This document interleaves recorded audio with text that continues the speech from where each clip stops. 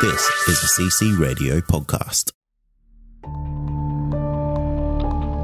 It was just the most massive thing I've ever seen. To tell you the honest truth, I thought, well, we're the only ones left on this planet.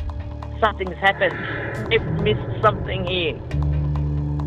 The fear that went in me when I seen it was just like the feeling. I'd say it was fear, but I've never felt that feeling before in my entire life. It's a weird feeling, like you can't explain it when you don't know. You feel like you're being followed, but you don't know what it is. We had two to our right, another one in front of us, another one to the left, and another one just across the road, shaking the daylights out of the tree. All we get was a big red eye. I remember waking up and looking at the end of the bed, and there was a figure there, almost insect-like, and then I blacked out. Welcome to the show, everyone. You are listening to Believe, Paranormal and UFO Radio. My name is Cade Moyer, and thanks for tuning in. If you've had an encounter, get in touch with me. My email address is believe@ccradio.com.au, or you can message me on Facebook at facebook.com/Believe UFO Radio. If you enjoy this episode, there are a few things you can do to help the show. Firstly, you can go to iTunes and leave us a 5-star rating and review, or you can share the show around social media with your friends and family, and that will help us grow. Tonight I'm joined by Don, and you may know Don because Don actually directed Australien Skies 1, 2, and also Australien Skies 3 that's coming out later this year. Don, welcome to the show. How you going? Thanks for having me. I'm very excited to have you on, mate. You're like a celebrity basically in the paranormal field in Australia these days. I highly doubt that. But thank you for inviting me on the show. I really appreciate you coming on, mate. It's exciting because I have watched your documentaries basically back to back over and over. I reckon it's been a good 10, 20 times I've seen Australien Skies 1 and 2. Oh, wow. That is good to hear, and it's good to know someone watched it. So thank you very much. So you were actually telling me before we hit record that you weren't always into the paranormal. So what got you into making Australien Skies? I mean, it goes back quite a long way. I work in production, camera production anyway. And I started at the very beginning of it all as a musician, and then transferred across into cameras and editing and camera production and whatnot. But I was always interested in documentary making. And I think the paranormal has always been one of those fascinations that I've had even as a child. And I've always been very interested in it. And I was very much part of the Star Wars generation. And I think it left an indelible mark on that whole generation of kids. And just to see it kind of progress and, so there's always been a bit of an imprint there with the paranormal and ufology and cryptozoology and all that weird and wonderful sort of things. And the other aspect was that for the first part of my life, up to about the age of 9 or 10, I grew up on a farm in the middle of New South Wales, which is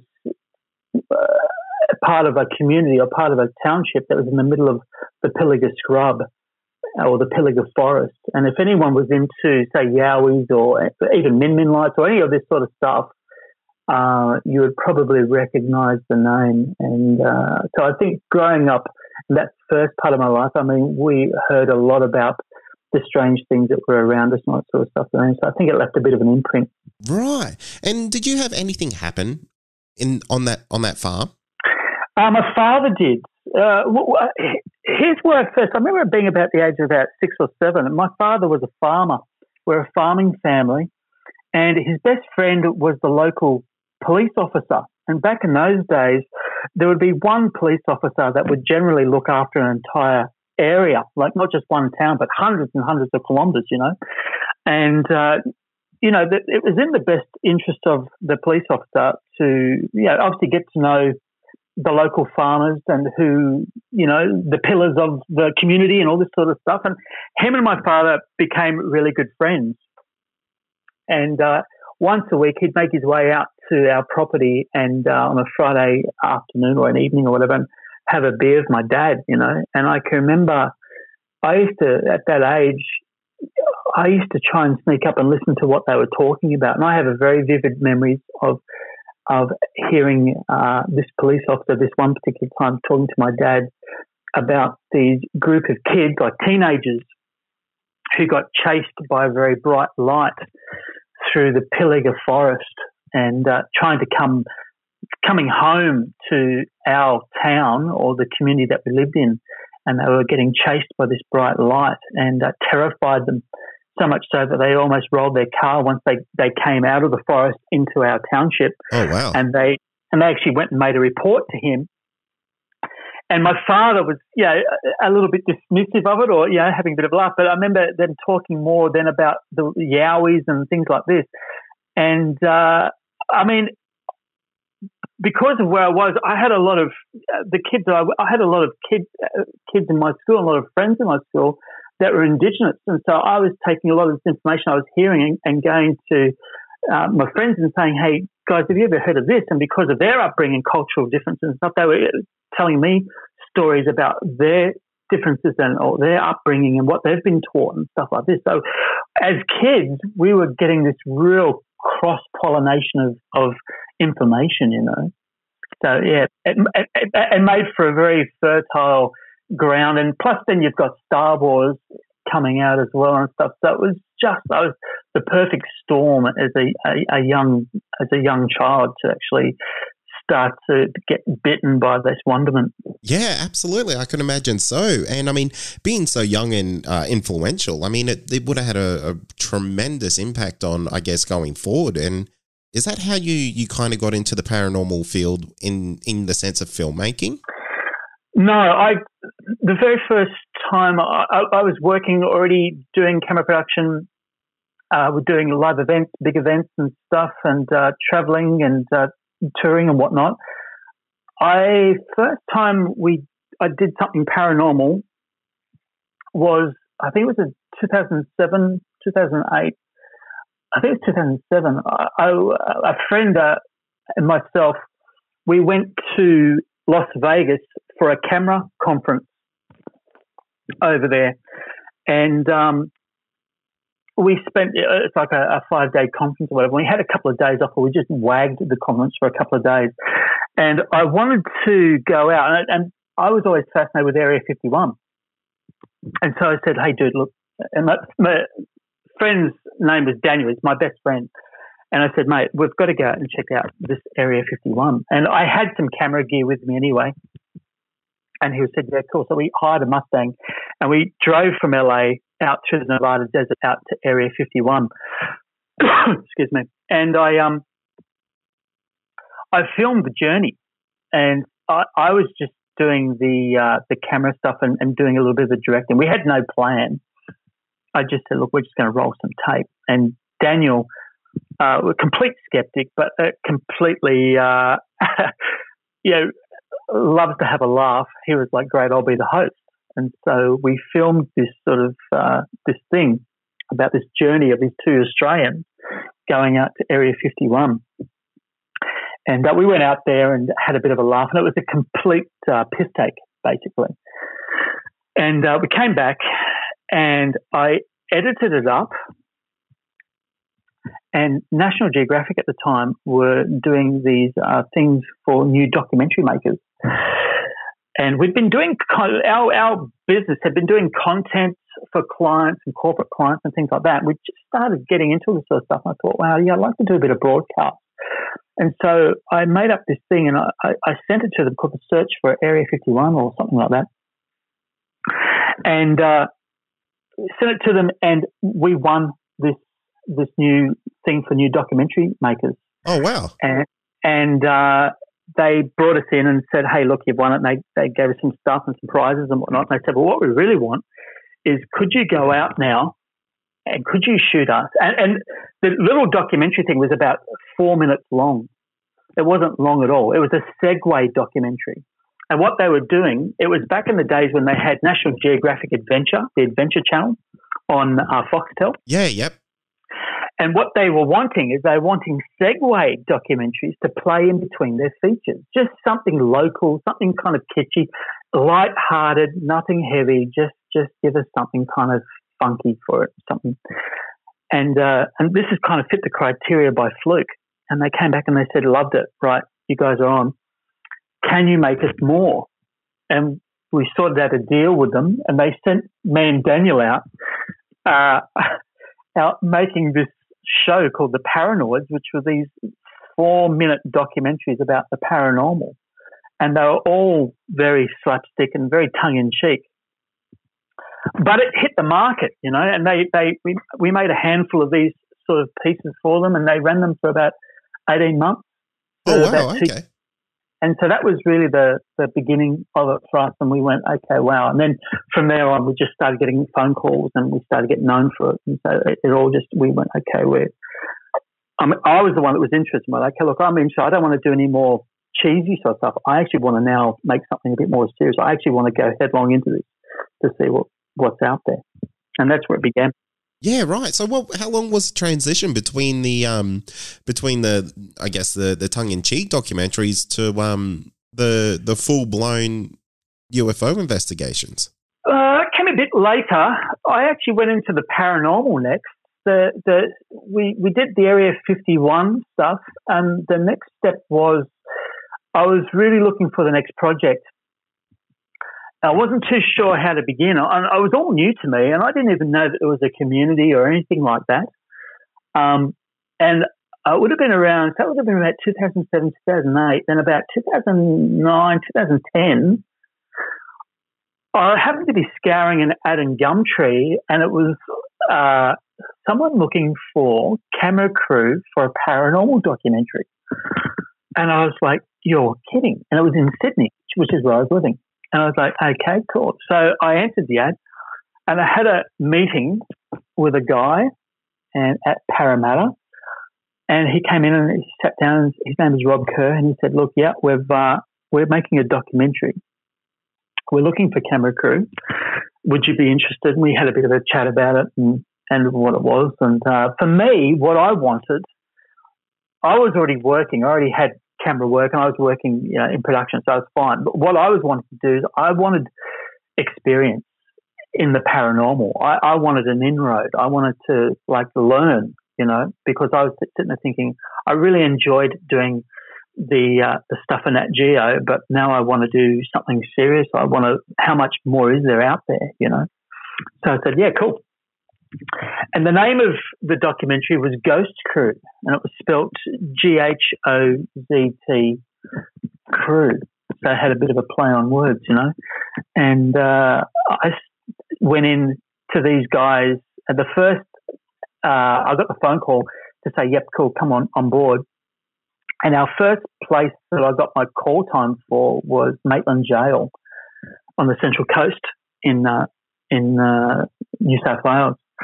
And I turn up there thinking, okay, there's going to be catering and all this sort of stuff. And there's just a couple of guys in the car park with a car with a couple of road cases. I turn up going, where's all the jibs and the camera gear? And they're just going, oh, no. And they're pulling out all these cameras and all these strange gizmos that flash lights and stuff that I'd never seen before.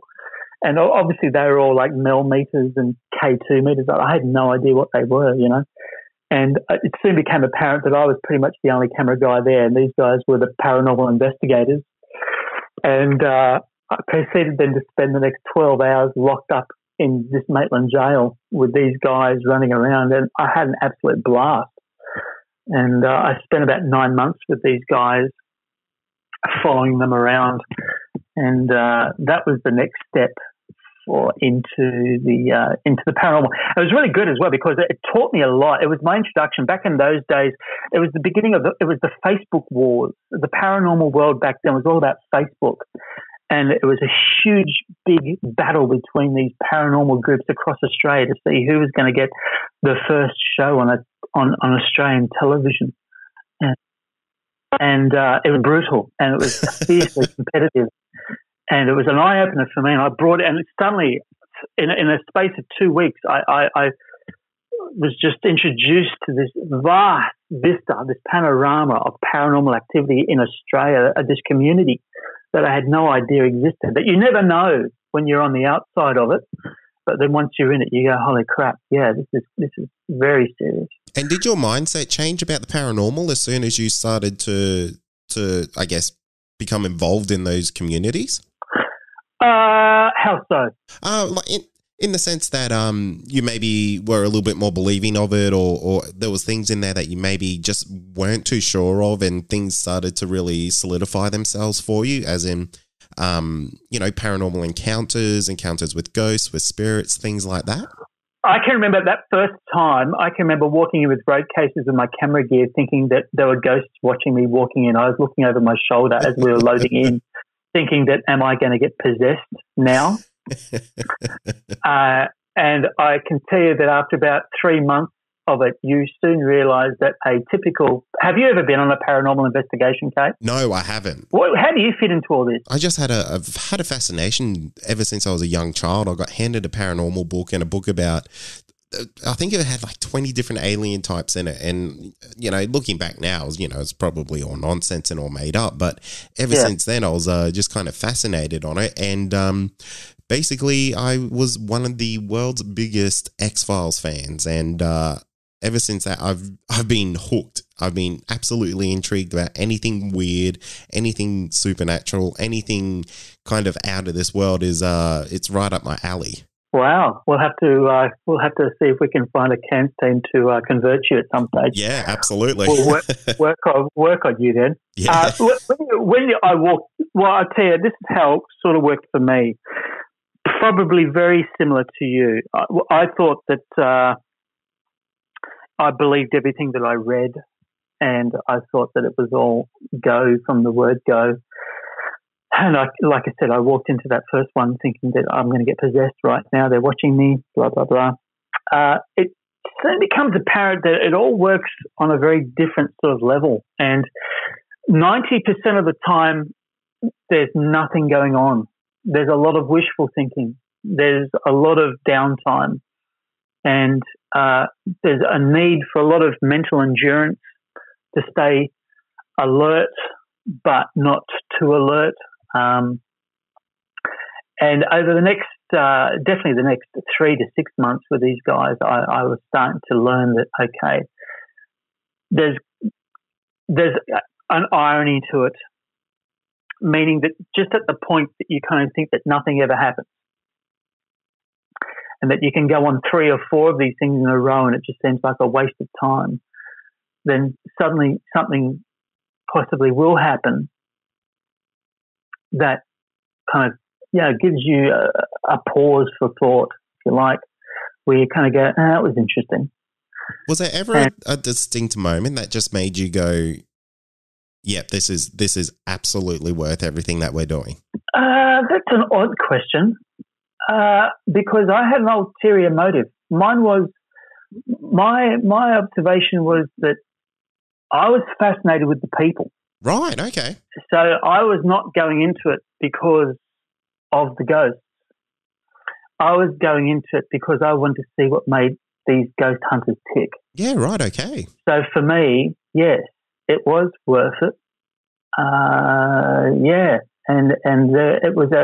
It introduced me to a group of very fascinating, very passionate people, very contradictory, at times volatile, and yet, at other times very pragmatic.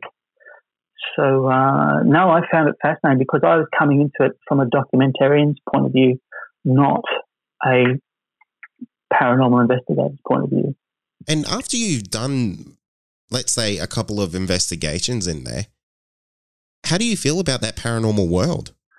How do I feel about now, or how did I feel about then? Oh, I guess after those first couple that you did, because, I mean, you said that you went in there and you're mostly intrigued about the people, but I would presume over a couple of investigations, there may have been something that was in there that was, actually paranormal that was happening. And did that have any effect on you or anything like that?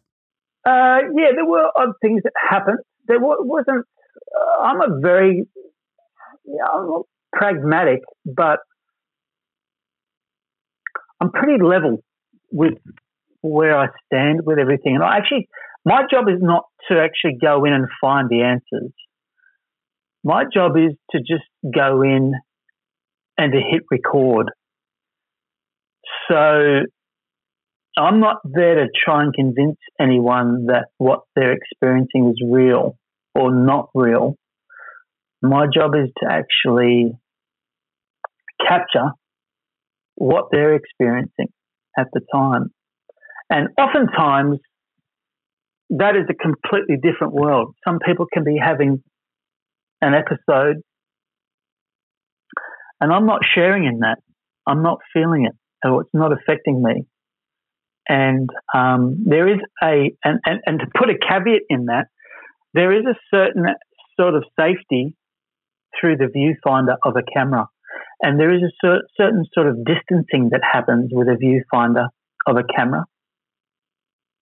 And it's not just in the paranormal. This happens in cameras in general. Anyone who's a camera person out there will know exactly what I'm talking about, where you could be doing a fashion show, or you could be doing, a big awards night, or your red carpet event or something like that. And there's a detachment that happens with a viewfinder of a camera that allows you to float through, that you can have fireworks going off around you, and you can have so-and-so, someone really famous coming past, but it doesn't really matter because you're somehow just detached with this camera.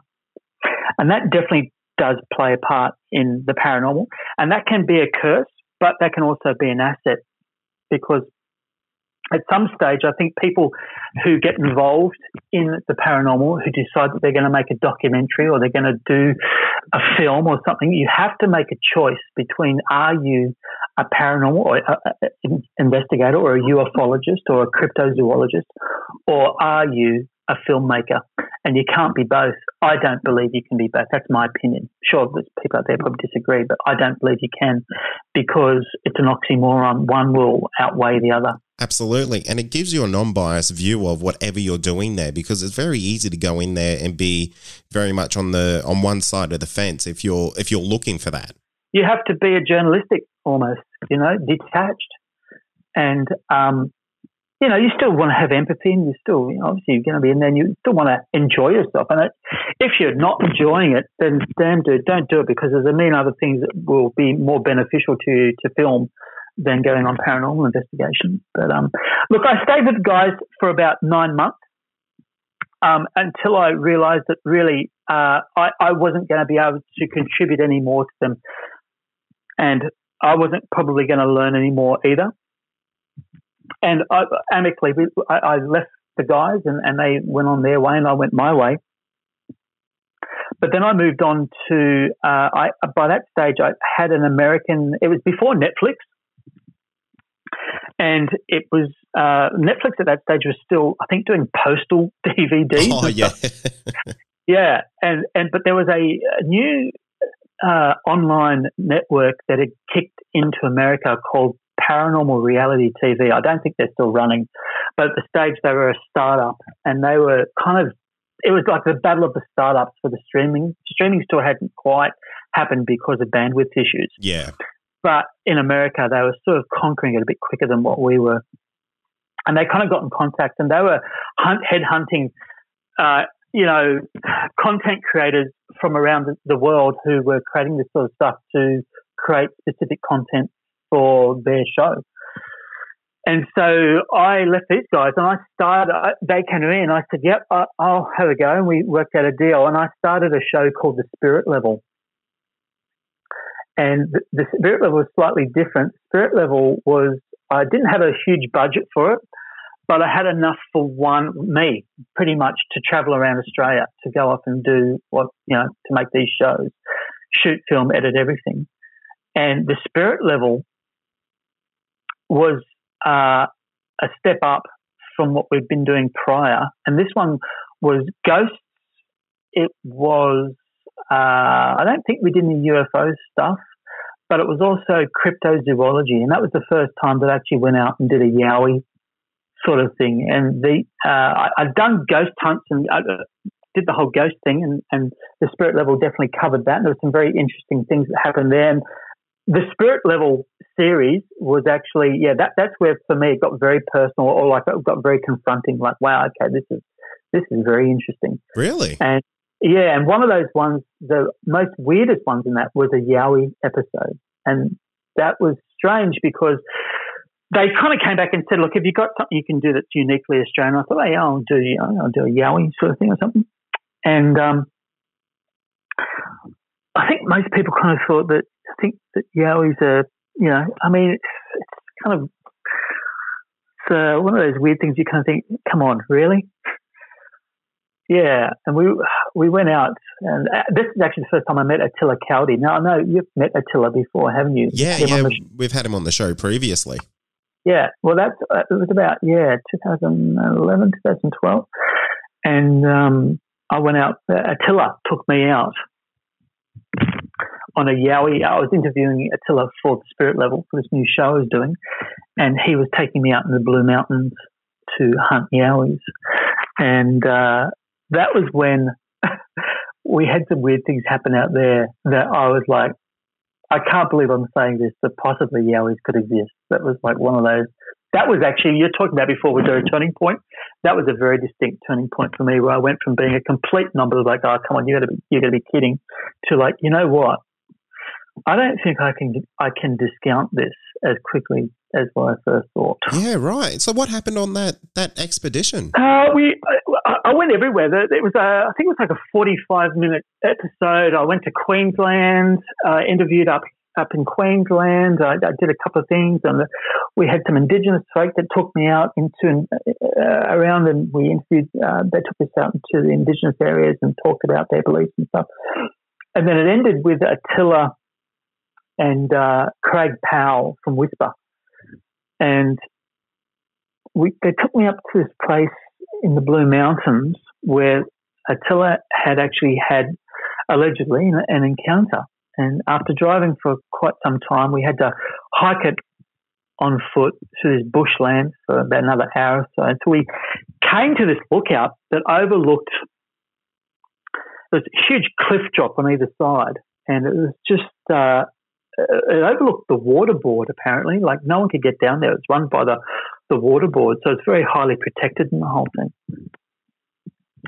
And that was just on sunset when we got there. And we were planning on staying there for most of the night.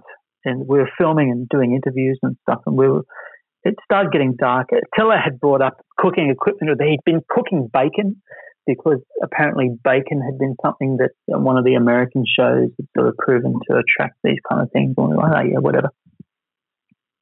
We're walking backwards and forwards on this walkway. And we've been going backwards and forwards from our first location to the lookout location all night, if you know what I mean. Like we were dumping gear there, then coming backwards and forwards. So we probably walked this path about 8 times, in 2 hours or something like that. The first thing that got weird was we suddenly found this huge feces. This huge crap had been done in this walkway in the period of time since we'd last walked it and come back again. And we went, that's really odd. We looked at it and had a bit of a skip. We're obviously making jokes about it, but there's all hair in it and all sorts of stuff. And we go, okay, yeah, it could be something and all sorts of stuff. And that was a bit odd. We're going back to the lookout and stuff. And then we started having things thrown at us. Oh, really? Which was completely new for me. And I wasn't too sure what was going on with that. And these were started with small rocks and then became sizable rocks. The problem was with it, though, is that they were being thrown up a cliff because we were on a cliff face at the top on a lookout overlooking an area, and they were being launched from way down on the ground, up and being lobbed onto it. Oh, wow. Which, I mean, I still talk about now, that's still quite odd. I mean, that's like, 100 feet or something like that. I mean, it's a fair drop. And then Attila started doing, he liked to do these Yowie calls, So he started doing these yowie calls, went in there, and then we started to hear, and we've been hearing things all night, like you hear animals. And look, I understand that a koala, I don't know if you've ever heard a koala bear go off when it's angry, but a koala bear sounds like Satan with its pants on fire. Like, absolutely. Really, They're terrifying. They're just terrifying. And we've been hearing everything. So, yeah, you kind of get a feel for owls and all this sort of stuff. Attila's doing this yowie call, which it sounds like you kind of pretty much think, yeah, 6'5", 6'6" Hungarian. He's going to be able to do a good call, and he does. He does a fantastic yowie call. And then we started to hear it being replied, like sending back to us. And so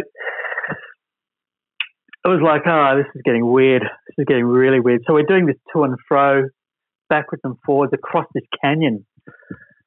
And we thought, like, it could be someone playing, silly buggers with us or something. There's always that possibility. The problem is, though, again, this canyon was so deep, so far, so wide. I mean, down there, it was an off-limits area. It was all cordoned off by the government. It was after dark. Anyone who's mucking around out there, I mean, it would be very dangerous at that stage because there were dangerous drops everywhere. It'd be a hell of a game to play just for the sake of a silly joke because you would really be taking your life on your own hands. So anyway, it freaked us out. It freaked me out. Like I came back going, wow. So I then took the recordings. I edited the show. And before I did the final edit, I took the show to a biologist called Gary Oppett, who lives in Queensland. And Gary had his own radio show with the ABC. He's a biologist. He's pretty much dedicated his whole life to identifying Australian wildlife. He's an expert. So I took it to him thinking that, he's going to sit there and say, boys, this is this type of owl you were communicating with. But unfortunately, he didn't. And Gary at that stage revealed to us that he'd actually believed in Yowies, which I found shocking. Oh, wow. Because he's a scientist, right? Well, I mean, and I suppose the Yowie it is science. I mean, there is evidence of Gigantopithecus if you go through the chain. Most definitely. If there's anything, it's probably there's more tangibility with something like a Yowie or a Bigfoot because of it has actually existed at some stage than there is a say of a ghost. We've got some sort of an evidence of it. But anyway, so I played him the footage, and the guy said, in his opinion, he thought we called up a Yowie, which completely floored me. And to this day, I still have difficulty coming to terms with it. I'm still not sure about it. I still sit there and go, but then there's a part of me that goes, well, this is a guy that obviously, spends his life kind of doing this sort of stuff and he thinks they're real as well. So one of those hard ones that I go, well, don't know.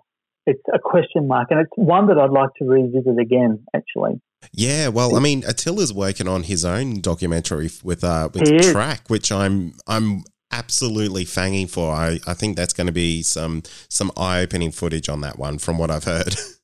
I tell you what, if anyone in Australia is going to make a film, and we've been doing some little bit of stuff with Attila on Track as well, right? But I can tell you this now, that if anyone in Australia is going to make a film that is going to lift the lid off this thing and is qualified enough to do it as well, it's definitely Attila Cowdy. I mean, this is going to be a very unique film.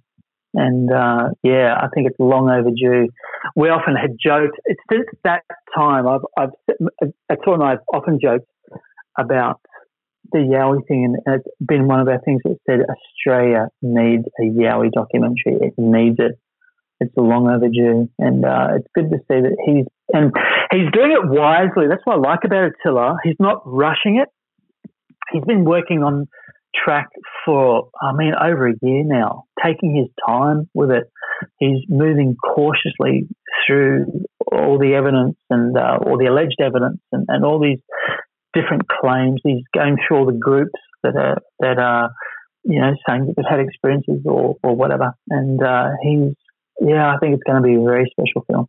Yeah, I'm really, really looking forward to it. Actually, it's like you said, there's nothing else out there in Australia on the Yowie in the sense of documentary wise, and it's about time. I think that's an unfortunate thing. I don't think there's much. There's not much paranormal, and when I say paranormal and UFO, I mean crypto, I mean everything. There's not that much from Australia at all. No, there's not really. And that's a shame because, we've got 26 million people here in this country. It's a huge land. The land mass is equal to pretty much the entirety of America. We've got a slither of their population. Australia's got such a background, such a history.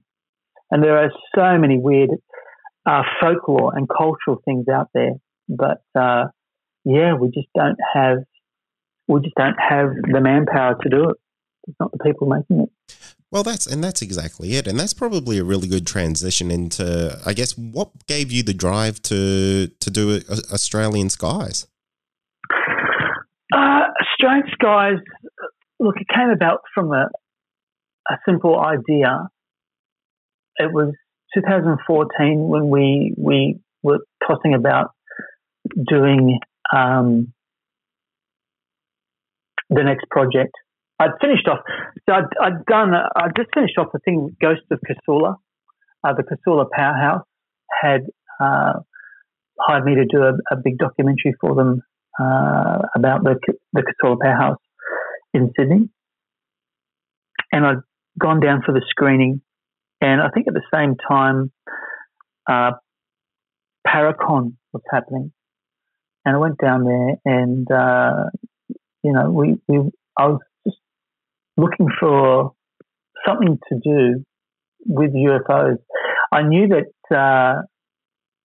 Star Wars was coming out in 2015. It was 2014, and I thought, look, this is going to be the time. Get on the hype train. Yeah, it is. And I think that's half, I know that sounds quite salacious, but you do have to sit there and read your environment. And if you're smart, or not even smart but half smart, you just have to read your environment, and you've got to have a finger in the wind, so to speak, like just seeing which way it's blowing. And it had just been up to about that time. It was definitely by about 2014 in Australia. It had all been paranormal. And I say by 2014, it was in its death throes. And you could see it was just exhausted. Everyone was exhausted from the paranormal and ghosts and all sorts of stuff. And there just hadn't been that much sort of UFO documentaries out there. And it was like, you know what? I think it's time for a UFO documentary to be made.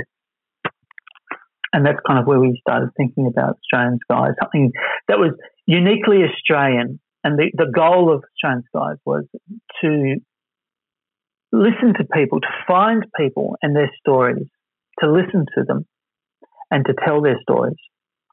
And I think that's one of the things that makes us makes Australien Skies different to a certain degree, is that it is about people, and it is about listening to their stories and telling stories, about their experiences. And it doesn't really try to push a narrative. It's only sharing what happens to these people.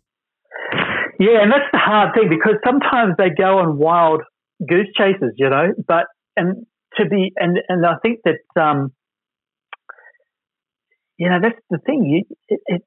It's about real life, and I think one of the things that my dad said was, you got to walk to find out about someone. You got to walk a mile in their shoes and all this sort of stuff. And it's like.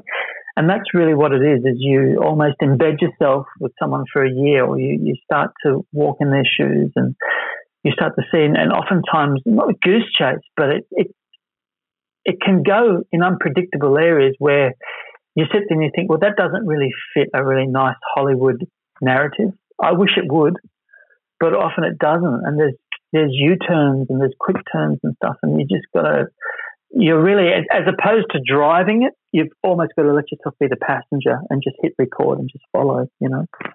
And when you were recording Australian Skies 1 and 2, was there anything in there that made you question the existence of UFOs and if they're real, if they're maybe from out of this world or anything like that? Look, to be fair, with 1 and 2, every 5 minutes you're questioning. There's a lot of stuff that you would, specifically in number 2. Number 2 was one that was like a pendulum. Like it was, you were swinging from, not so much do you believe, not believe, but do you think it's this, and then you swing back, do you think it's that? Do you think it's this? Do you think it's that? And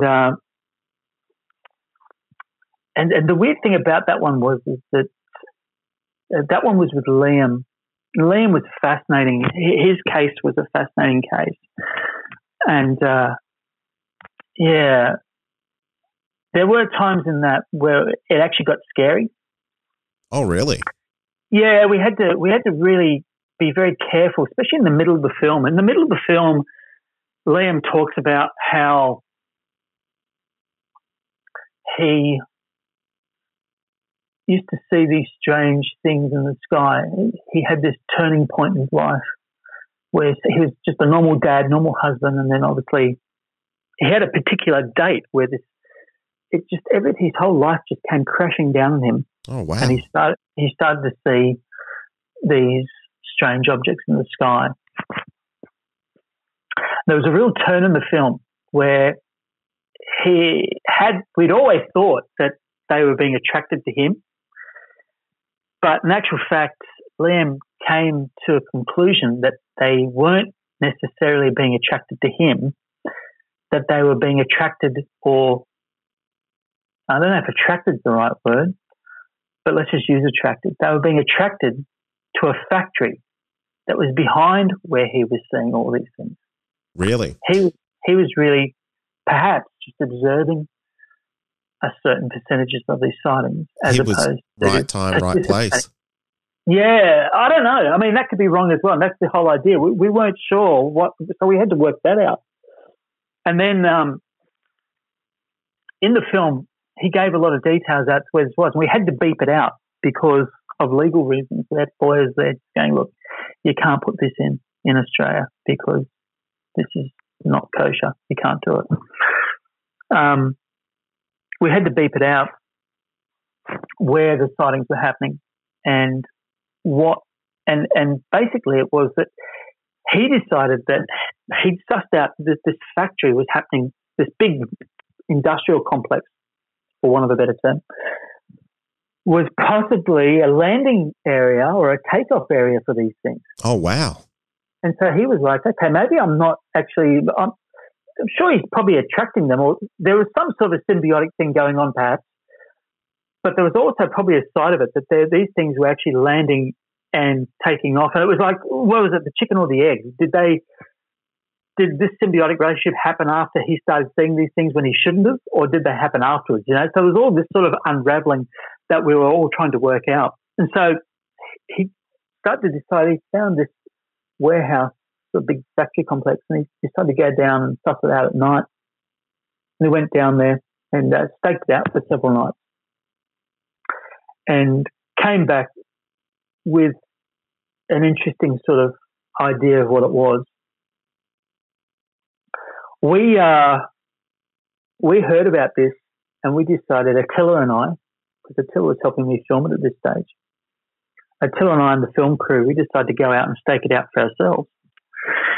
So we set off to this industrial area in the middle of on a Friday night after hours to see if we could verify what Liam had said. And I mean, we blocked it out in the film, but I'm going to tell you what it was. It was an aerospace company. You're kidding? No. And we were like, holy crap, this is actually getting pretty serious. And then we started doing more research, and there were several aerospace companies in this area. So, yeah, and there was a bit more to that story, but this is where the documentary side of it comes in. If you were just an investigator, you could probably go full guns blazing and go straight into it. But as a documentary maker, you do have to sort of protect and abide by the wishes of the people that you're working with. And at that stage, Liam had been going through a lot of stuff, and he was not interested. He was actually terrified. Didn't want to have anything to do with any of that sort of stuff, and had reason to believe that if we had pushed it, would there be some pushback? So we sort of backed off from it. But it was definitely that was an interesting point for me, where I was like, wow, okay, I could see the rabbit hole. We're starting to slip down a rabbit hole here. Yeah, right. That's fascinating. Yeah, you've got to be careful of that. It's very easy to do. I'll tell you, Kate, a lot of stuff at times can seem very simple on the outset, and because we're all rational and we're pragmatic and we like to put things together piece by piece. At times, there are rabbit holes that you do come across that you kind of go, wow, that is a black hole there that is begging to be explored. But am I the one to do it, or do I have the facilities to do it? And sometimes you do and sometimes you don't. But you've got to be very careful with the fights you pick. Wow. There's not much you can really say to that. It's mind blowing. I mean, I'm kind of shocked about the revelation of what that company may have been, and I'm sure if the listeners do a little bit of research, they might be able to dig a little bit deeper on that themselves. But that's absolutely incredible there, Don. Yeah, I'm not going to say where it was. And we actually were very careful in the film to block out where it was, and why we did it as well, why we blocked it out in the film, is because we wanted to see if anyone could write through to us, or we wanted to watch the internet to start to watch the area. And it's not an area that you would think would be suspicious or anything like that. But since then, we have come across, and we have had people write to us, and we've had one gentleman in particular who picked it all, and he wrote through to us, and we were like, wow, okay, you got to keep your mouth shut. But you've absolutely nailed it. And there's probably a little bit more going on than what we think. That's what I'll say. So, I mean, after doing those two documentaries, what's your thoughts on the whole UFO phenomena? I think it's a fascinating time to be alive right now with the UFO phenomena. I tell you what, I'm going to put some money down on the table. I reckon in the next 3 years, 5 years tops, but I'm saying it's more like 3 years, we're going to have, this is like saying the second coming of Jesus is about to happen, but anyway, I definitely think in the next 3 years we're going to have what I suppose a lot of people would call disclosure. Yeah. I have no doubt. I have no doubt in the next 3 to 5 years, but I'll say 3. And I reckon Donald Trump will get back into government for a second term, and I say he's going to be instrumental as well. So I think that what I find fascinating is the Tom DeLonge thing with Blink-182. What's your take on that? I haven't watched it yet. I'm really, really, really keen, but I've heard nothing but amazing things from it. Here's a funny thing. Tom DeLonge, Blink-182, we've all grown up listening to Blink-182. We all know who Tom DeLonge is. I mean, this is a gentleman who wrote a song about having sex with a dog. Yes. And yet, he somehow managed to get into this amazing position where he's this liaison between government and almost the populace. It's fascinating. It's amazing. And for once, I mean, I can be as critical and I can be as sarcastic and as cynical, and I'm probably leaning more on the cynical side myself. But I tell you what, I've been watching the news, and even in Australia, like you watch The Project in Australia, you watch The Project at 7 o'clock. Yeah. Okay? Yeah, you know what I'm talking about, right? Even these guys, like 3 weeks ago, they had a thing on UFOs on there, and there was no X-Files music. There was no sarcastic rambles. And there was footage of, the Tic Tac UFO that was just recently seen last year. In the thermal vision? Yeah. And everything was To the Stars Academy was down. The buzzer was there, the To the Stars Academy. And the dialogue, what I found fascinating was the dialogue. It was on the table, and it was with all the comedians are there and the lawyers and stuff like Wade and all the comedians are there. This conversation was on the table about this UFO thing, and they all talked about it without any sort of jokes or sarcasm or just mockery. And it's very interesting to see this change in Australian media. And possibly, I think we're going to see this more. I beg everyone to actually start to pay more attention to the media, what to do with UFOs, and watch the tone. Have you noticed it change? The tone has changed from where it used to be. And almost now you'll still see the X-Files music being played when someone does a UFO story. But if they do, the news station is cheesy, or they're 10 years or 5 years behind. They're almost like they're not cool. They're not a cool radio. They're not a cool TV station. They're sort of like the poor man sort of station, or they're the local community station or something like that. Yeah, for but the mainstream ones actually seem to be having a sensible dialogue about it. Oh, most definitely. I mean, yeah, like you said, you just have to look at any of these larger, I guess, networks, and the stories that they're putting out. It's almost like they're taking it borderline seriously. Yeah. And it's almost, and to the conspiracy theorist inside me, it's how they priming the public for disclosure in a few years. I think you've just said what I was not wanting to say, but was thinking. I do think we're getting primed, and I think that's going to be the case. I think they're getting ready. And I'm not a disclosure movement person. I'm not into that. I listen to it and I watch it, and I'm happy to observe and to dialogue about it.